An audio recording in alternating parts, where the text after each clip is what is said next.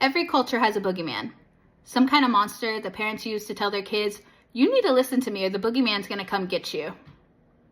In my family, and many Hispanic families like mine, our parents would tell us, you need to listen to me, or La Llorona is going to come take you away. In honor of my favorite season, Halloween, I wanted to share the urban legend of La Llorona. My name is Alyssa Martinez, and this is my adaptation of the version of La Llorona told by Joe Hayes in the 1987 National Storytelling Convention. So without further ado, here's the story of La Llorona. Near the water, there lived a beautiful woman named Maria. She had long black hair down to her waist, and she wore the most beautiful long dresses full of lace. She was the most beautiful girl in her small town, the most beautiful girl in the country, and possibly the most beautiful girl in the world. She vowed to only marry the most handsome man.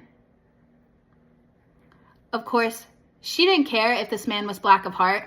She didn't care if he didn't love her. She only cared that he was as handsome as she was beautiful.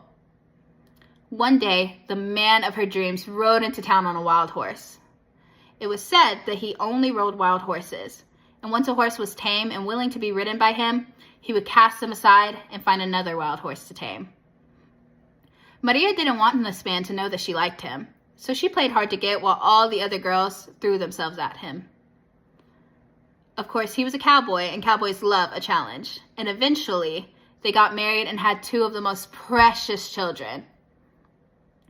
After a few years of being a family man, he returned to his cowboy ways. He would leave for months at a time and come back with a new horse, and when he came back, he would tell Maria, I'm not here for you. I'm only here to see my children.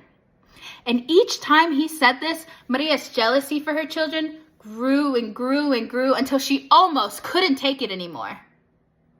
Until one day, he rode into town not on a horse, but in a carriage with a woman by his side.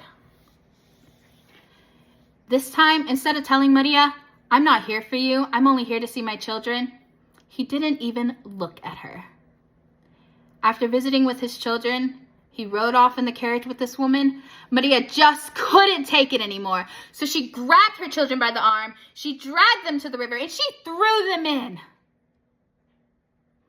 Just as fast and as strong as all that jealousy and rage had hit her, so did her guilt and her grief over what she had just done to her babies. As they were swept away by the river, Maria ran along the riverbank, arms outstretched, crying and screaming, Ah, mis hijos!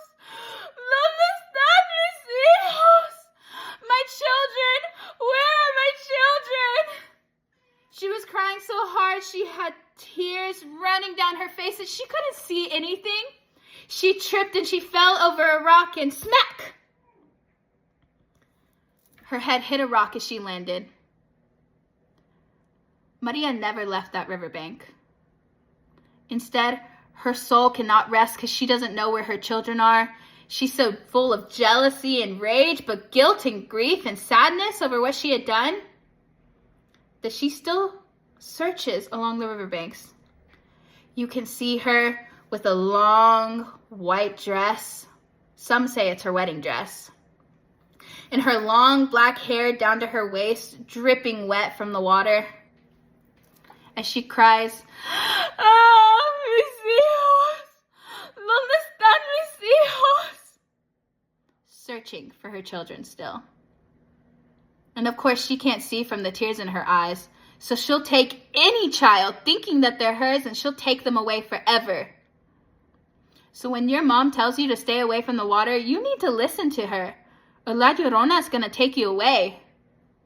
And if you hear, Ah, mis hijos, ¿dónde están mis hijos? Run. Thank you for listening to my retelling of the 1987 National Storytelling Convention version of La Llorona by Joe Hayes.